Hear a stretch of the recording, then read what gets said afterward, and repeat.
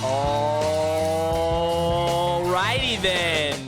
Welcome back to episode 8 of the BALLBAG Podcast. Today, as always, joined by my beautiful co-host, Tom. Am I right? Tom, talk to the people. What do you got? Wasn't expecting the beautiful comment. I would have did my hair. I think friends should tell their friends. I think friends should tell friends they're pretty more often. Okay? Oh, okay. All right. Episode 8, the Ocho. That's where we're at. We're apparently the beautiful people of the BALLBAG are here. Our beautiful BALLBAG podcast. That was the last word of that we're bringing to you. Lot of news, a lot of breaking news this week, a lot of concerns for a lot of different teams this week. Man, I mean, dramatic. A lot of dramatics. Kind of changes the game to a lot of the stuff we've already previewed. So, you guys, it's important. We're going to go through some of it, but it's important that you guys stay up to date on this, especially you fantasy football owners and players out there, because day to day, this time of year, those non-contact injuries can shut you down, you know. And if you don't pay attention to it and you're just blindly choosing or you're auto drafting or whatever, you can end up with a guy that's not going to play in the third round and then everybody's laughing at you hard. So be careful. Very hard. Extremely pay attention. Hard. Yeah. Like what? Full belly laugh. Like Santa. Yeah, it's a Santa laugh. All right, episode 8. Sorry, go ahead. No, you're good. Episode 8. We've got the NFC North preview. But before we jump into that, we jump now to our news segment, which is going to be at the top of the hour, at least for now. Hot sheet. Hot sheet. Yeah. Okay, that's coming too. We've got to get an audio clip going so we can drop that. But the hot sheet. Get Nelly's people on the phone. Yeah. Oh, he's on speed dial. Don't you worry. That's right. We're in the A. It's not his number, but it's someone I had labeled as Nelly. But the hot sheet at the top of the hour, which is just going to be, I think, just big points of interest. Major concerns, major changes, major injuries, major team changes, just kind of the hottest news or drama going on. We don't need to get too complicated with this, folks. It's the hottest stuff on our sheets. That's what you're getting right off the bat. Let them know. So I have 3 items. You might have some of the same items, and the first item is just something that's carrying over from last week and all of the running back drama out there going on right now.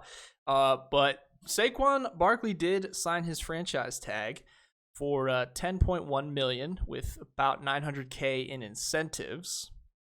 I'm sure some of you have seen this news, but after all that, he has been franchise tagged. I was going to ask you, did you read what the incentives are and what has to be achieved in order to lock up that last $900K?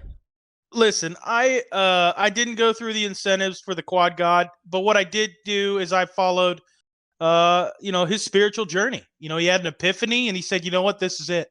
I'm going to sign my franchise tender with the Giants, and we are going to compete and win the NFC East. All hail the Quad God. Mm-hmm. But no, I did not see the fine print. I didn't read the fine print. I just saw the big number. So the incentives for this deal include 1,350 rushing yards. Doable. 11 touchdowns. Doable. 65 receptions. Doable, but tough. And my personal favorite, the Giants must make the playoffs. They did it last year. Yep. Not really in his control, though. I mean, he was a big part of it. You could argue if he hits the rest of the requirements here that there's a good chance they are in the playoffs. As long as he's got 38-inch quads, anything's possible, guys. This man's coming up with quads bigger than your girlfriend's waistline, okay? It's incredible.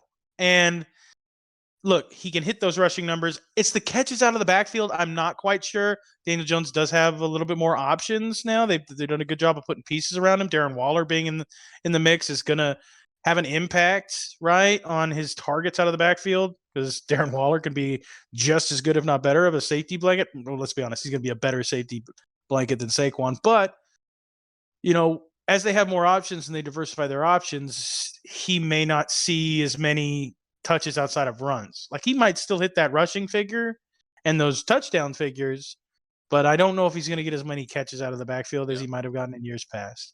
So I think, honestly, the biggest hangup is that one, followed by the playoffs. But the Giants are certainly a good enough team to snag a wild card spot. Do I think they're going to win the NFC East? Probably not. I think the Eagles are the favorites there. Do I think they have a chance to be better than the Cowboys for the second consecutive year? Yeah, I do, because I'm sure we might get into it forward, despite any promises made. The Giants have a good roster. Yeah, I think maybe as kind of a nod to his importance to the offense, which is why they made less than $1 million of it incentives and said, hey, we do think you're worth $10 million, and I'm sure his squad, his team, and his corner were like, you can't just leave $10 million on the table. I can't move fast. You mean the quad squad? Yeah, the quad squad. I couldn't just. Okay, continue. Sorry about that. No, you're good. So, but we knew that he wasn't going to sit out, right? Who's leaving that much money on the table? Listen, Le'Veon Bell did it, right? It's been done before. It's been done before. It didn't go well, but listen, they had a summit for running backs to talk about this, kind of thing. The top third of the running backs in the league, maybe more, met via Zoom call and discussed how they would pursue and essentially creating a small running backs union in the middle of the players union. I think what came out of this, this epiphany that Saquon had, it came out of that meeting. I think some of those guys in that meeting were like, dog, you're going to get $10 million. Do you want to end up like Le'Veon? You better fucking sign that. Excuse my language, but I'm pretty sure that's the type of verbiage that was used in that call. I honestly believe that's what happened. $10 million is not a small amount of money, folks. All right. You see these star athletes out there who are, they're throwing down 10, 20, $30 million, $100 million contracts, right? $10 million is a lot of money. Think about your day-to-day life for the average viewer out there. If you had an extra $10 million lying around, 90% of your problems would probably evaporate overnight. 100% of your problems would evaporate overnight. For the average person, $10 million, that's most people's sets. Listen, there's some personal issues that money can't fix, right? Oh, sure. Your relation, I'm talking about monetary problems. Any monetary or budget-related issues would pretty much evaporate overnight. You got to make sure you pay the tax, man, But, yeah. All I'm saying is I think Saquon's making the right decision. Yeah. I think he's made the right decision. He's still young. He can still sign another tender next year or sign a long-term deal. I think this is good for the Giants because he does have an injury history for his knee. So, they're like, how much does he have on that rebuilt knee? Is it going to blow out again halfway through this year? Or, let's just keep re-upping this until it does. And if you're Saquon, you bet on yourself. I like it. Good deal for Saquon. I agree. I think any one-year deal like that and that amount is awesome. Just having the options after the fact. I mean, it's like, to me, that's like month-to-month rent. You're committed to 1 year with the team, and then you kind of do your thing after the fact. So assume he stays healthy. If he stays healthy all year and hits his incentives, it's set up for a good position out of that. The next item I had was, and actually one that you brought to my attention today was a certain another running back, also making a visit, or at least scheduled to visit.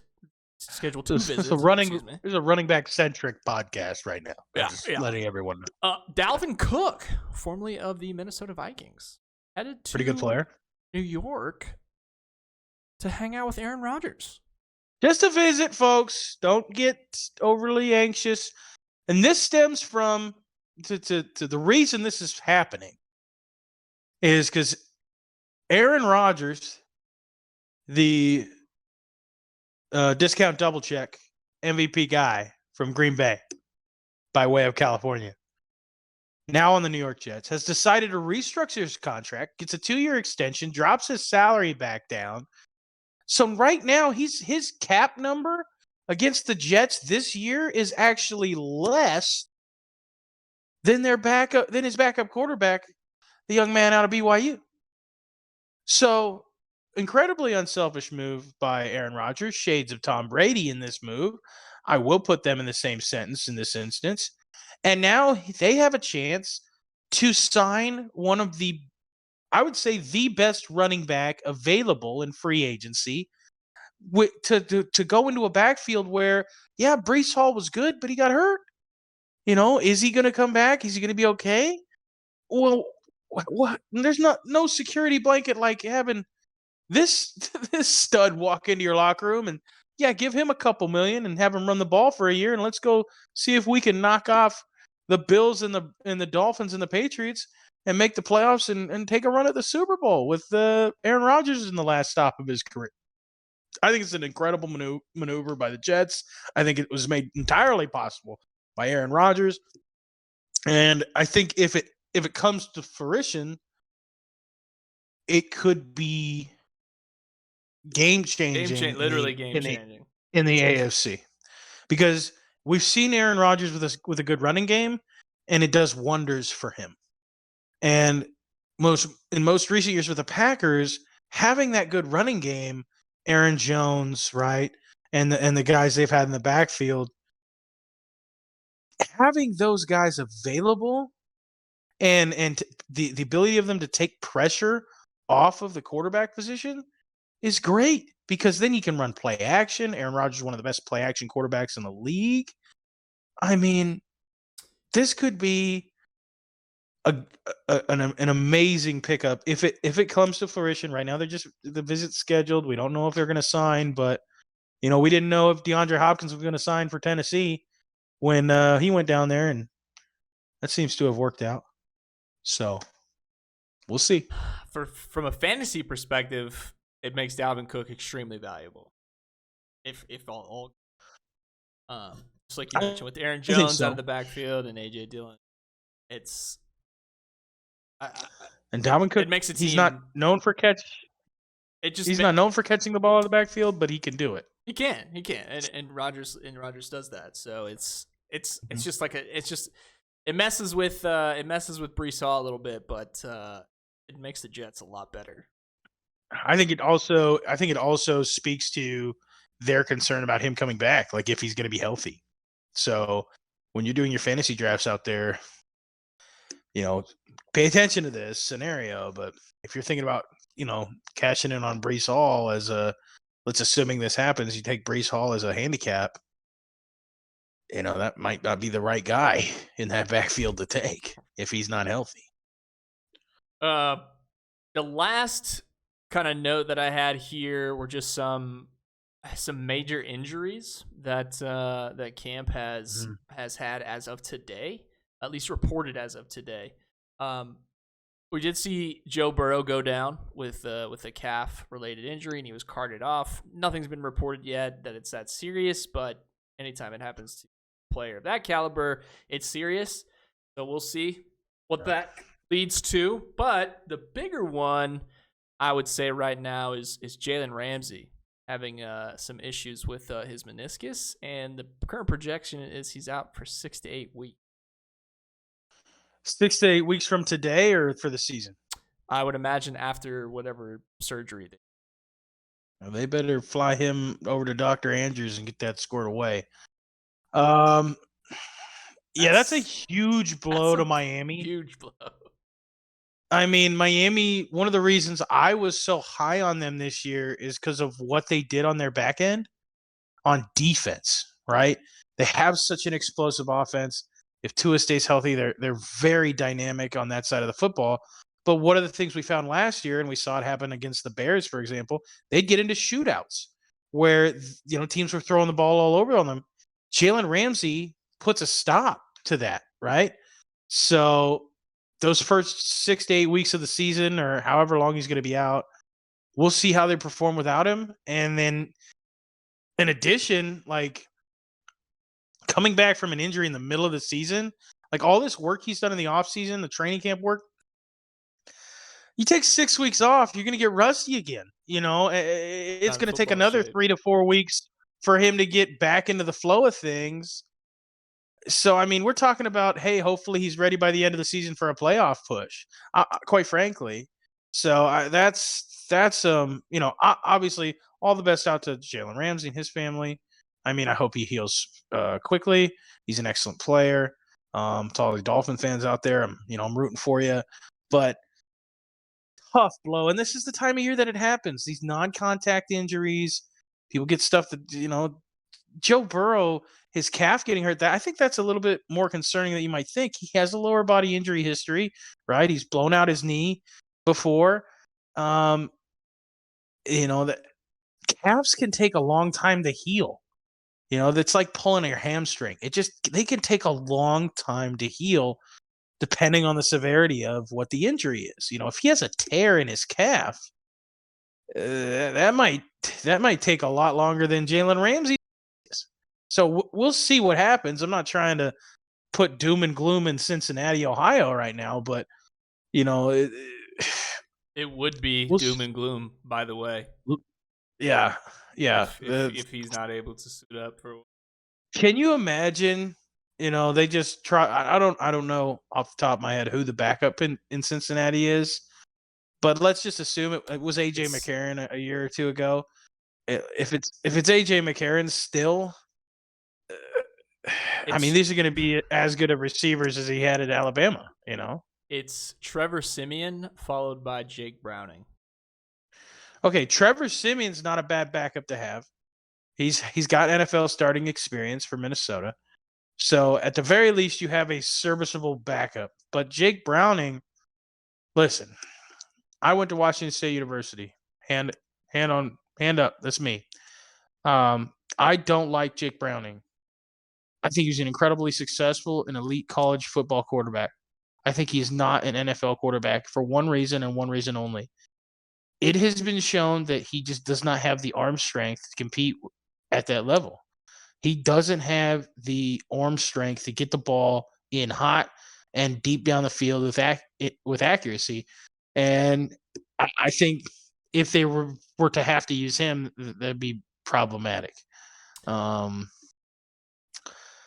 it would go from this is another playoff run to it's gonna be rough. It's gonna be a long year. Yeah. There's people out there. You might not want to think about it, but there's quarterbacks on the free agent market that they might look at. Guys that have played in the USFL, right? In the XFL. There's going to be guys available after cuts, right, through the preseason. So if the injury to Joe Burrow is substantial, I would keep an eye on that cut line when teams are shrinking their rosters as they get closer to the season, and see if the Bengals decide to make a move to bring in a veteran if there's one available.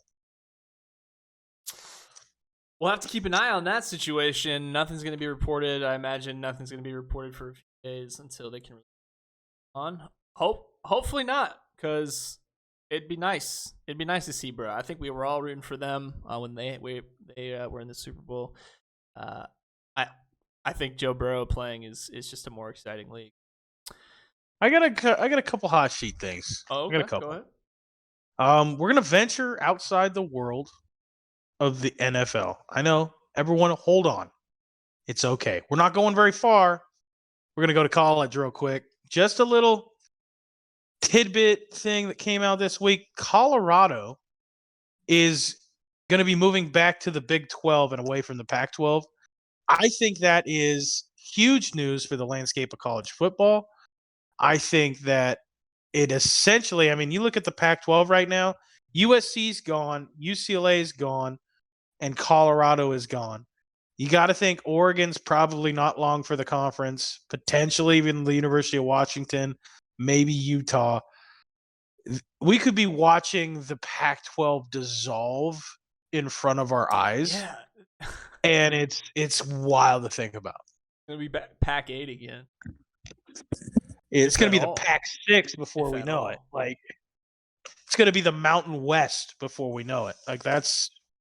Anyway, I wanted to bring that up because I'm sure that not all of our listeners are only NFL fans, and I'm sure there's some college folks out there, but big news on the college front in terms of Power 5 conferences, or, well, I guess let's call it Power 4.5 for now. Sorry about the noise if that came through.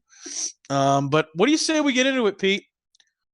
And meat. And a quick note there, as we get closer to the college football season, we're still haven't figured out how we're quite gonna do it, if we're separating episodes, if we're gonna have hybrid episodes, so some NFL, some college. It is on the horizon. Haven't figured out those details quite yet, but there will be coverage of both leagues as we get closer. So we will let you know about your college teams. All right. Without further ado, as we launch into the NFC North preview, and the NFC North, as you all know, Vikings, Lions, Packers, Bears. Oh my. Yeah. Yeah. Yeah, that's what I was thinking. And one of these quarterbacks was featured in a popular Netflix series this year, which I'm actually a big fan of the show. And we could start there, or we could start where we could start. You know what? Let's start at who we think's going to finish last, and it's Chicago. Okay. And you think that? You think that? Yeah, I do think that. Really? Yep, I do. Well, we disagree. We have our first disagreement right off the bat. Really? Yeah. Oh, yeah. We can start with the Chicago Bears, who I think will finish last in the division. Wow. Disrespectful. They'll do better than last year, in my opinion, but I do not think they not get themselves out of last place.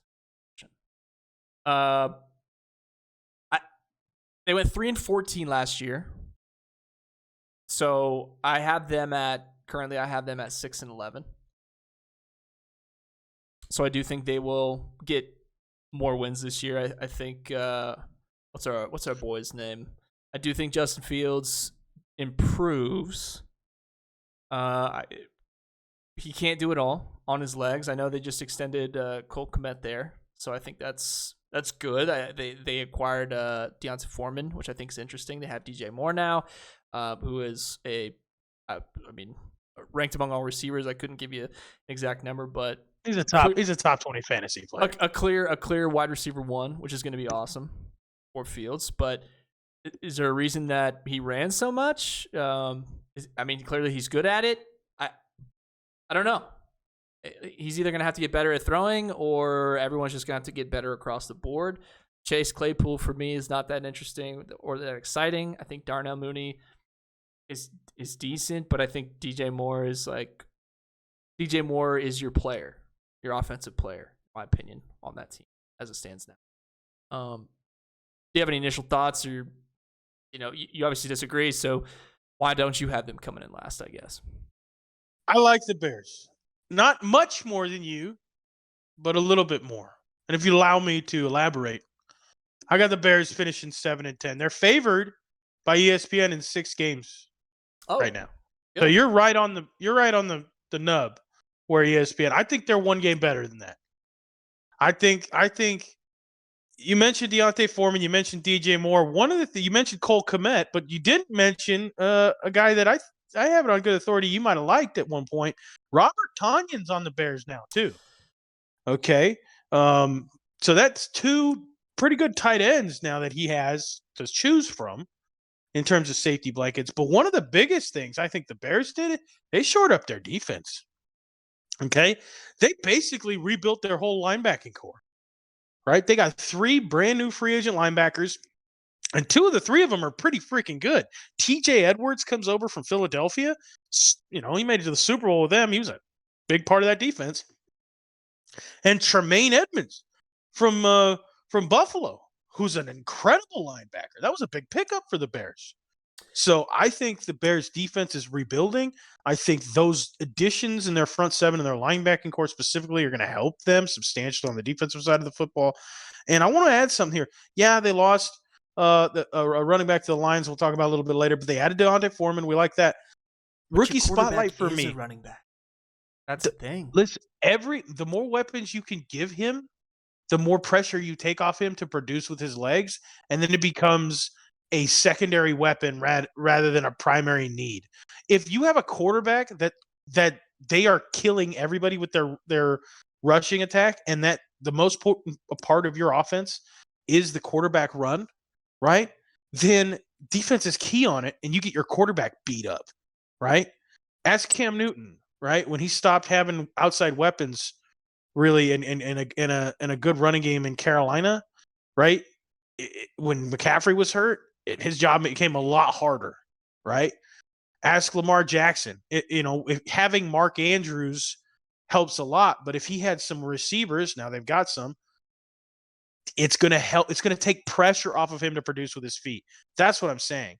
I think what the Bears have done is they've utilized the number 1 draft pick that they traded away to build up pieces around Justin Fields, and I think they've done a pretty good job of it. Do I think they're going to win the division? No. Do I think they're going to have a winning record? No. But do I think they're going to be a lot better than they were last year? Yes. Hey, I think they're going to be. I doubled their wins. I doubled their wins from last year. I feel like that's a fair assessment. But my rookie spotlight is the key. Deontay Foreman, great. I think he could be a really good player, bruiser, big running back, physical. They drafted a running back out of the University of Texas that a lot of people didn't think about because Bijan went to Atlanta. But Roschon Johnson, if you watched any Texas football, when Bijan came off the field, there wasn't a whole lot of drop-off because Roschon Johnson came in, and he's just as big and strong and fast, and I think he's going to be a hell of a player. His major key is he's great at catching the ball out of the backfield.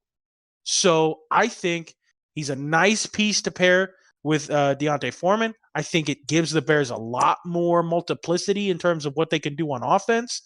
And I think that if they can figure things out on the offensive line and on defense, they may be even better than 7-10. But I think 7-10, they got a little bit of a tough schedule. 7-10 is a good spot for them. If they go 7-10 this year, then they can build on it heading into next year and potentially even improving it even more.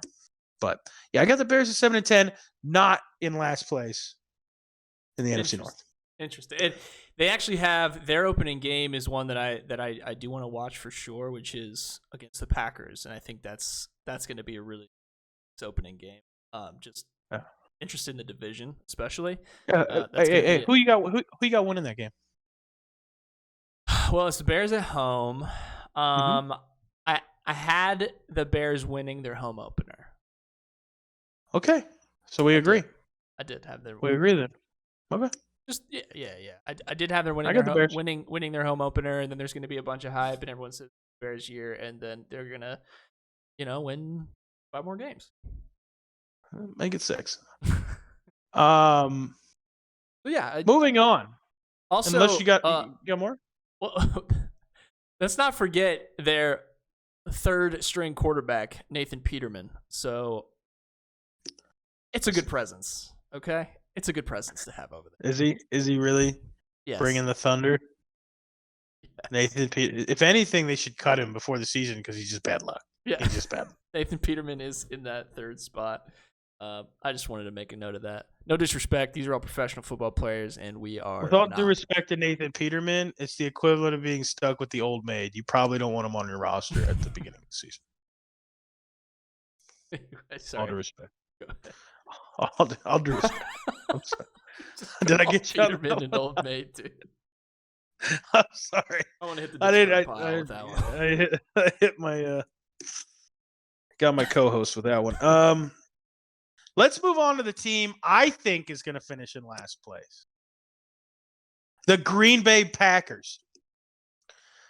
I think the Green Bay Packers are going to take a massive step back. You just went from Aaron Rodgers, one of the greatest quarterbacks of his generation, multiple-time MVP and a Super Bowl champion, to Jordan Love. Now, I get it, what people are going to say. Well, yeah, they went from Brett Favre to Aaron Rodgers. Well, how lucky can you get? It's not going to happen again. No way. I'm not on the Jordan Love hype train. But the real reason I don't like the Packers this year, let me read off their top free agent signings for this year. And I want you to tell me, I'm going to read them all off, and you tell me if you know who any of them are. Alex Mago, Justin Hollins, Rudy Ford, Jonathan Owens, Austin Allen. Do you know who any of those people are? Those are their top 5. Do you know who any of those people are? No. Okay. Alex Mago is a quarterback that was signed out of the United States Football League recently. He's going to be their backup quarterback. Justin Hollins is a linebacker from the Rams, who I've never heard of. Rudy Ford, a safety from Jacksonville. I'm sure he's a great player. Jonathan Owens, a safety from Houston. That's great. Austin Allen's a tight end from Buffalo, who I don't believe ever saw the field. Those are the 5 biggest pickups on free agency for the Green Bay Packers. And you're telling me this is a team that lost Aaron Rodgers? And in order to help Jordan Love, you signed no free agents, right? Because they accepted a lot of that salary dump from Aaron Rodgers' contract, right? When they were trading him away. So they're rookie heavy. So their roster has got a whole bunch of rookies on it. And here's their top 5 rookies, in my opinion. Sean Clifford, quarterback out of Penn State. Deuce Watts, wide receiver out of Tulane. He was a great player. Chuck Kaliga, guard out of Minnesota. He's a good player. Antonio Moultrie, he's a defensive end out of Miami. Lucas Van Ness is a linebacker out of Iowa, who I think is probably the best rookie that they have of the bunch. I really like him. But their team's full of these rookies. So what you're saying is we need a first-year starting quarterback to put a team full of rookies, predominantly, filling pieces all over our team, or maybe not necessarily super experienced players. Christian Watkins is a second-year player, right? He's our best receiver. So, with all due respect, I don't have very high expectations for him. And by the way, neither does ESPN. They're favored in just 5 games this year. They went 8-9 last year with Aaron Rodgers. This roster, predominantly all of this roster, went 8-9 with Aaron Rodgers last year. So now you've taken Aaron Rodgers out of that equation. Now I get it. They got a good running back tandem, but you're not going to win a division with 2 running backs. They're definitely not winning the division. I think they're going to. ESPN has them favored in 5 games. I got them winning 4 games. I got them 4-13. I don't believe in the Green Bay Packers. I don't believe in Jordan Love. Cue the hate for me in the Cheesehead State. But I will say this: they might have one of the best rookie names out there. Do you happen to know who I'm referring to? No. No, you don't. Okay, he's a wide receiver out of Hampton. Jadakiss Bonds. I like that. Jadakiss. Very nice. Yeah, he's my nominee for the all-name team off the Packers. But yeah, I got him 4-13. I think they finished last in the division, and they're a top 10 draft pick next year. Green Bay's not going to like that. Peter, the town of Green Bay. You know what? The state of Wisconsin is not going to like that. Listen, they're not used to that. They're not used to that. They're not. They're going to have a down year. Green Bay, think back, all right? The last 20 years, Green Bay has been, along with the New England Patriots, probably one of the most blessed franchises in the NFL. You went from Brett Favre to Aaron Rodgers, won a bunch, well, not a bunch, but a couple of Super Bowls with them, were constantly in the playoffs, constantly winning your division. They ran the NFC North for years. I think their time is up. Well, that's bleak. They're going to get a top 10 draft pick next year, realize Jordan Love isn't what they thought he was. And I think they're going to go after one of these young quarterbacks. You'd like to think that he has been learning from most likely a future Hall of Famer for that long. Mm-hmm. But again, talk is cheap, so we got to see him actually play. You like to think that, but Aaron Rodgers was pissed when they drafted him. Yeah. Was not happy. I have him just beating out the Bears at 7 wins. I didn't want to give him too much. It's a step back from the year before. That's where I had him, second to last in front of the Bears. So Aaron Rodgers is worth one game. So I have him at 7 wins. That's where I have him. I'm just saying, by your record, Aaron Rodgers only gave them 1 win. 7-10 is where I have him. Double-digit losses, still ahead of the Bears. That's where I have him. All right, the man standing by his guns. I can appreciate it. Yeah. We're gonna stick by it. So we're gonna revisit this halfway through the season. We should revisit. We should do an episode where we revisit our predictions. We will. Yeah, we will. Okay. It'll happen. It'll happen. I think I have them all written Yeah. down. As talented as a player Jadakiss Bonds is, I don't know if he's the difference maker that the Packers are going to need. Maybe I just love Aaron Jones so much as fantasy. From a fantasy perspective, you should definitely be paying attention to the Green Bay Packers and their running back room. 100%. Would I touch anyone else on the Green Bay Packers? Probably not. Probably not. Until I see Jordan Love play. I mean, we saw him a little bit last year. He wasn't that impressive. And I don't know. I'm not on his hype train yet. Well, that brings us to our next team. Do you have a preference? The Fighting Purple or the Fighting Blues? Why don't we go with this? We just had a disagreement on who would finish last. Mm-hmm. Who you got winning the division? I have. Let's go with who you got winning the division next. I have winning the division this year, the Detroit Lions. Well, we can agree on that. Yeah, we can agree on that. Lighten kneecaps. I thought maybe your favorite quarterback in the league would sway you. Nope. Not this year. They got extremely lucky many a time last year, and that's a lot of karma used up last year. And then they cut their running back. So, I mean, they've wasted all karma. Yeah. So, we've got the Detroit Lions winning the division. Double-digit wins. I actually had them at 11-6 because they're not going to need a boatload of wins to win this division, in my opinion. Mm-hmm. Of all of the additions, you have Jahmyr Gibbs, you have Amon-Ra St. Brown, who is a could argue top 10 receiver. Amon-Ra St. Brown was already on the team. Yeah, no, I'm just saying who they have. Oh, okay. You said addition. I'm just making sure. They have David Montgomery now as a backup. They did lose Jameson Williams, who's currently suspended. They also have Marvin Jones. Yeah. Can't get rid of him, this guy. They sent him away. Can't get rid of him, this guy. He came back. They sent him to Jacksonville. Come on back, Marvin. We know you like the D. That's the city. That's the C. Yeah. That's the city, folks. It's the city. I think Jared Goff is above average. Is that crazy to say? Jared Goff is the best quarterback in the NFC North. And there you go. And that's why, I mean, he's that's the a huge... only one that's played in a Super Bowl, folks. Yeah. That team was so fun to watch last year, and especially with coming off Hard Knocks and everything. Like, I don't remember watching too many of those games where people were actively rooting against the line. Like, I think they're in a good spot. I don't think they get any worse from last year.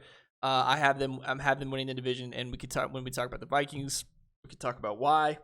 I think the Vikings are going to take a step back, but I thought their defense was good. They lose Jamal Williams, which stinks, especially from a fantasy perspective. Touchdown leader rush, but They'll be okay. I think they'll be okay. So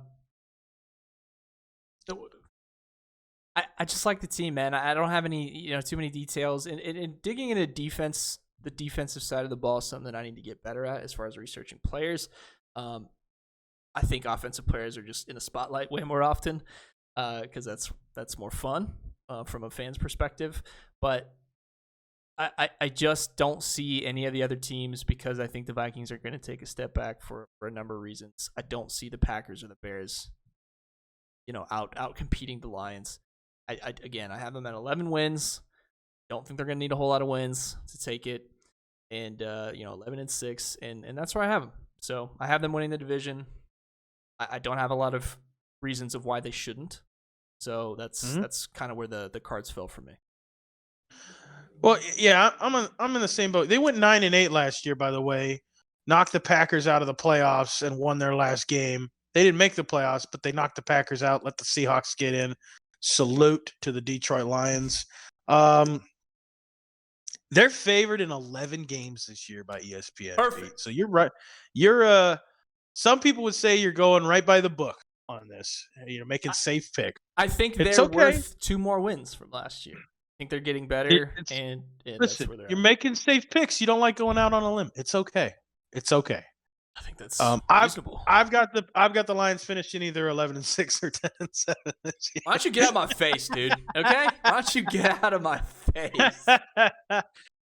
Key additions. You mentioned a couple of them. David Montgomery, Marvin Jones. Those are nice little pickups. They also added Denzel Mims, wide receiver from the Jets. He's a nice little player. It'll be a nice little nugget for them to have.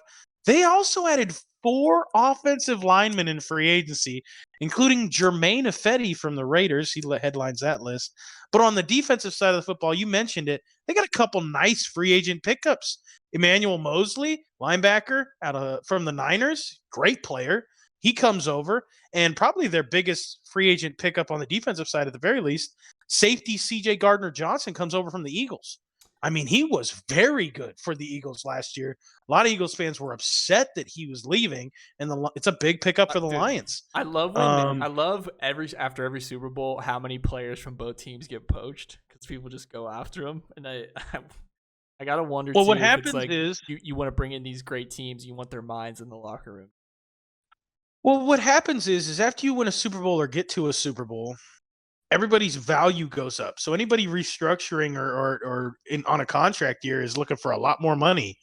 And these teams can only afford to pay so many people. And so their market value's up because, hey, they just won a Super Bowl and they were probably an integral part of it. So these teams are willing to pay them more than had they not made the playoffs, right? So that's kind of from my perspective what happens.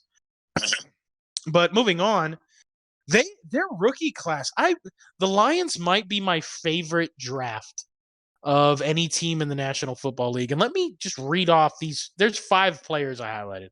I don't normally highlight that many rookies. There's 5 rookies that I highlighted on this team, and I like every single one of them. Quarterback Hendon Hooker out of Tennessee. He had an injury late in the year last year, but this is the perfect situation for him. You bring him in, you stick him behind Goff, you let him learn, you let him develop, you let him get healthy. He's got all the talent in the world. I think it's a great long-term play by the Lions. We mentioned Jahmyr Gibbs out of Alabama, but they also drafted Muhammad Ibrahim out of Minnesota. If you remember a couple years ago, Muhammad Ibrahim was a rock star. I mean, they were beating the tar out of Ohio State at early in the year, and then he went down with a knee injury, and Ohio State was able to come back and win the game. And then his draft stock never really recovered. I think that's an interesting pickup.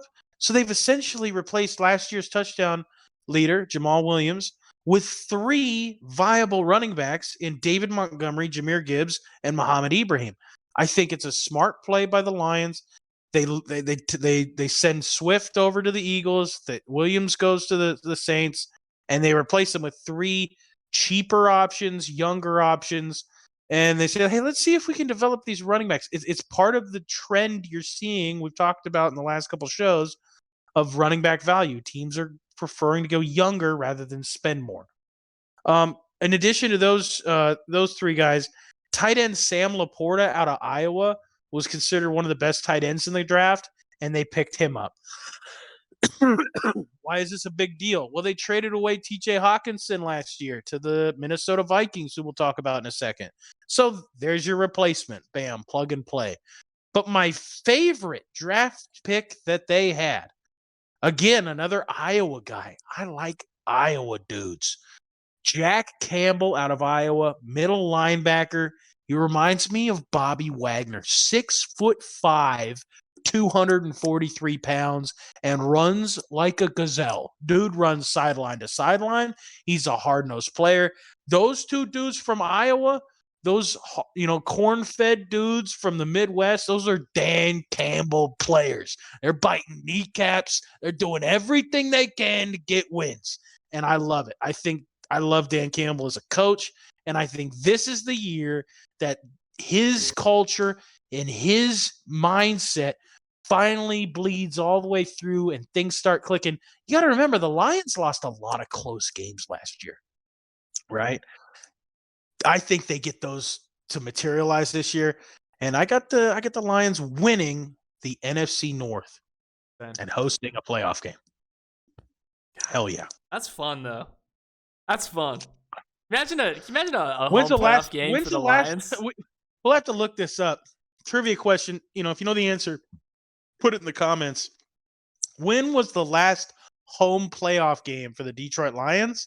And second part, when was their last home playoff win? If you put the right answer in the comments, we'll give you a shout out next podcast.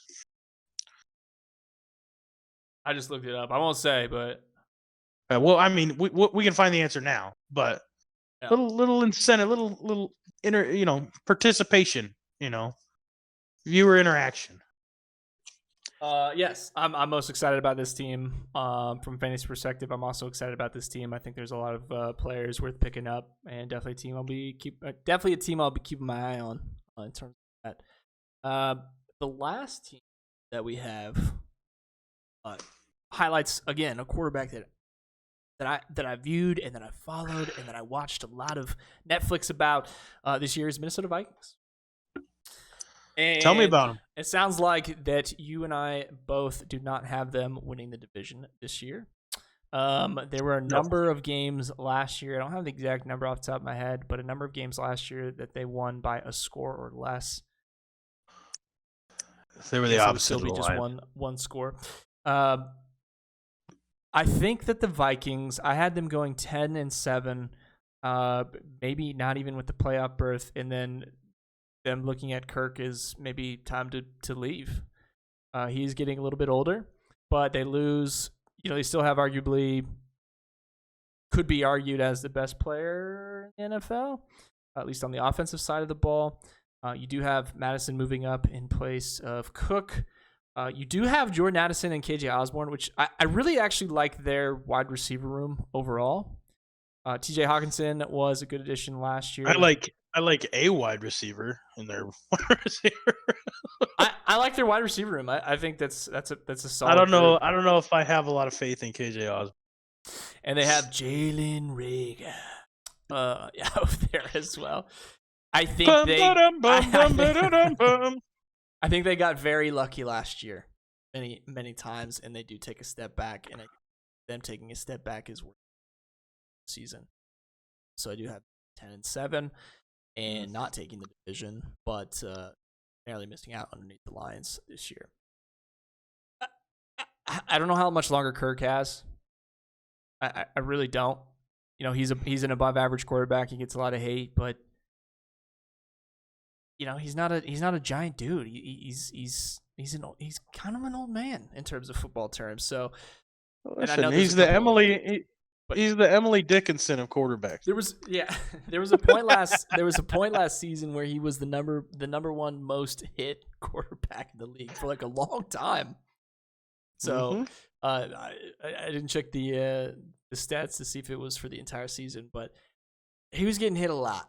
and I don't know how much patience. I mean, they went so far last year into losing home, rushing, but they They I didn't don't. just lose at home. Yeah, I don't think they advance. I don't They think they got go beat forward. up. I think last year was they were sitting on a lot of borrowed time. I don't think that it advances further this year. I like their wide receiver room a lot. I think Madison will do well. He always does well when Cook couldn't play. But again, you're taking a step back in a lot of ways. So that's where I have him finishing second. And then there's going to be some talk about where Kirk is going. So Listen, I got him fighting for second. I got him at 8 and 9. I don't believe in the Minnesota Vikings without Dalvin Cook. Madison was great when Dalvin Cook was out, but that's because he had fresh legs and he wasn't taking a pounding, right? Now he's the dude. I don't know if he can hold up. Addison's their best free agent, or rookie pickup. Their free agency. I didn't even write anybody down because I went through there and there's just really nobody of note. And so if I'm a Minnesota Viking fan, you got to put a lot of faith in Kirk Cousins and Jefferson right now, and hope that coaching staff knows what they're doing, cutting Dalvin Cook, because who are you going to bring in? Zeke? You going to bring in somebody to help, or are you just kind of going to roll the dice? I don't think the Vikings are moving in the right direction. I think they've got and it's a shame because I think they got one of the best receivers, if not the best receiver in the National Football League. And I don't think that Kirk Cousins, without a running game, is going to be able to get them the ball. You said that he was the most hit quarterback in the league last year. He didn't even run the ball, right? We're talking about guys like Justin Fields and Lamar Jackson. Those guys run the ball. Jalen Hurts. They should be the most hit quarterbacks in the league, not a pocket passer. Why are you getting hit so much? So he's holding on to the ball too long. Now they don't even have a running game or an established Pro Bowl running back at the very least to slow up defenses, right? They better hope Alexander Madison can carry the load and that their running game doesn't fall off a cliff. Because if it does, these defenses are just going to fucking pin their ears back and come after him. And their defense was a bottom fourth. They were outscoring teams. They were scoring a lot of points last year. And if you don't think Dalvin Cook had something to do with that, by the way, they lost Adam Thielen too. You don't think Adam Thielen had something to do with that either? You're out of your mind. The rapport that he had with Kirk Cousins, second to none. Now, KJ Osborne, not a bad player, but he's not Adam Thielen. I'm sorry. And Addison, he was a great player in college. But you've got to build rapport with the quarterback. This is the whole nother level, whole different league. And by the way, he's in the same division as Jair Alexander in Green Bay. Not a bad corner, right? Now, is Alexander going to be matched up with Jefferson most often? Probably. But still, that the corners in the National Football League are not the corners that you saw in the Pac-12 last year, sir. And I'm not excited about what the Vikings did. I don't agree with them cutting their running back. I just don't.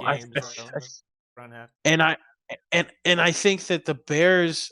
I really think the Bears and the Lions are going to be improved from last year. The Lions the most, but I think the Bears are going to be quite a bit better than they were last year. The Bears started the season hot and then they fell off a cliff. All they have to do is learn how to be consistent, and the Bears are going to be a hard team to play with. I mean, they gave the Dolphins everything they could handle last year, right? Like, they played some good teams close. They just didn't win. So I like the Bears. I think the Bears are going to be better this year, and I like the Lions to win it, but I don't think – I think the Vikings and the Packers both made decisions in the offseason that are good. They're going to have to live with. Yeah, the Vikings have a tough opening 7 games. Those games they play the Eagles, Chargers, Chiefs, and yep. It's just gonna be tough. Play the Bengals as well. The last 3 games are actually pretty fun. Lions, Packers, Lions. Oh, that's gonna be the North does that. The NFC West does that a lot. Most divisions do that where they end with division opponents, so that it builds up the drama. Yeah, it builds up the drama of how the division finishes.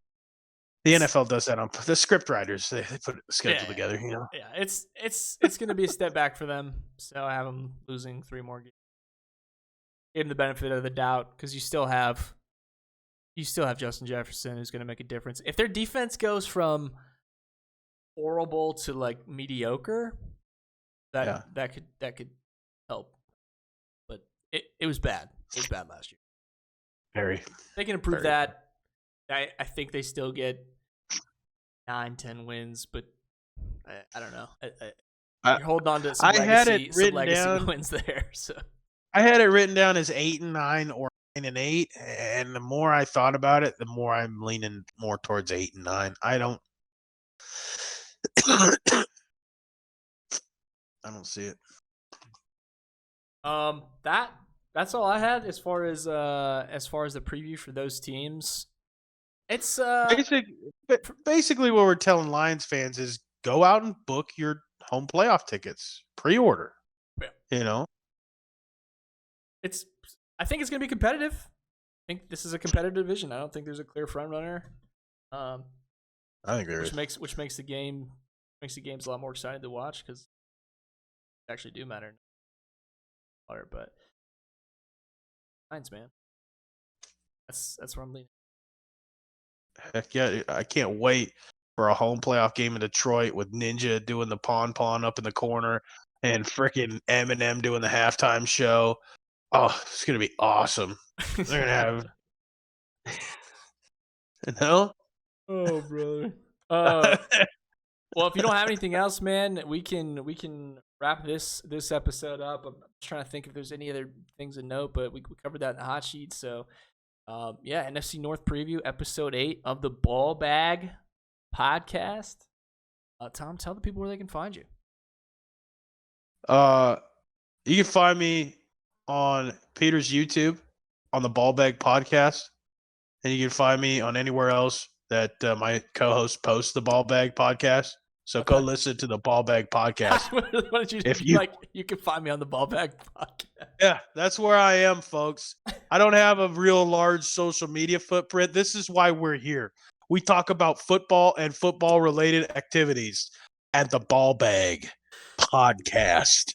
So D. So we do actually have our cover art complete. So with that will be coming an email, which will then unlock us to finally open its own YouTube channel, as well as get these episodes uploaded to Spotify and wherever else you listen to podcasts. So that will be coming soon. It'd be nice if we can get that launched. Well, that'll be a goal that we shoot for, is have this all set up and in the flow state by the season start. Before we sign off, there was one thing, right? I want everyone to go to ESPN and check out an article that they've got on there about the greatest quarterback in the National Football League, Gardner Minshew, right? I'm not affiliated with ESPN, although, you know, I'm open to new career opportunities. But Gardner Minshew, man, what a story. What a guy. We talked about the Colts last week or the week before. Love him. Love the guy. Go check out his story. That's some hot sheet level news right there. That's what I'm talking about. The wild life of Gardner Minshew. That's the article. The man, the myth, the mustache. The wild life of Gardner Minshew. Go check it out. Also, shout out WSU Cougars on the homepage of ESPN because he's wearing a Cougar shirt. And Cougs. That we'll go ahead and wrap up episode 8, NFC North preview. We will have a handful of previews left, and then we'll begin to jump into both college and the NFL as we get closer to the season. I'm very excited. Ready for the heat to start chilling out. As always, I'm Peter. And any departing words? Tune in next time for the AFC North. So good. See you there.